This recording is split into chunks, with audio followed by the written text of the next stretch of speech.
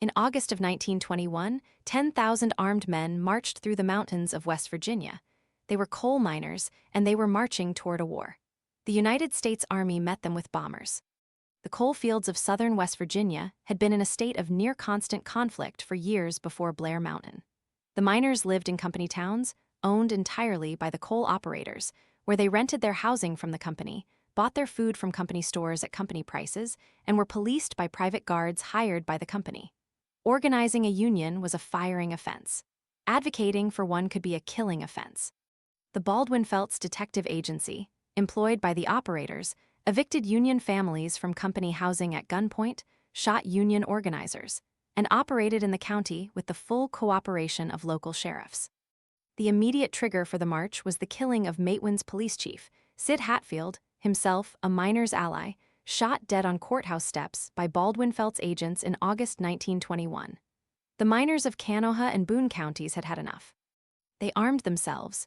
Many were veterans of the First World War, experienced with rifles and tactical movement, and began marching south toward Logan County, where Sheriff Don Chaffin, an open ally of the operators, was waiting with a private army of his own. For 5 days, roughly 10,000 miners fought several thousand sheriff's deputies and mine guards in the wooded ridges around Blair Mountain.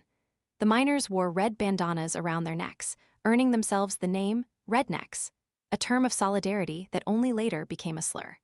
They advanced in disciplined formations and were winning ground when the federal government intervened.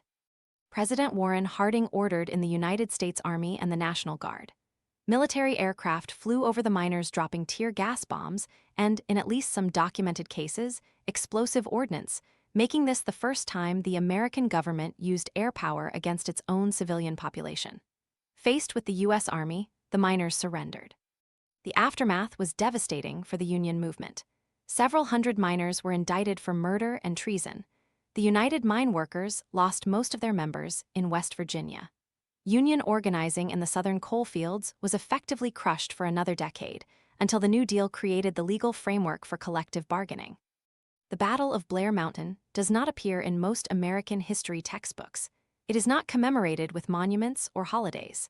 10,000 armed Americans fighting for the right to join a union, bombed by their own government in their own mountains, it is one of the most dramatic labor confrontations in the history of any democratic country, and it has been almost entirely erased.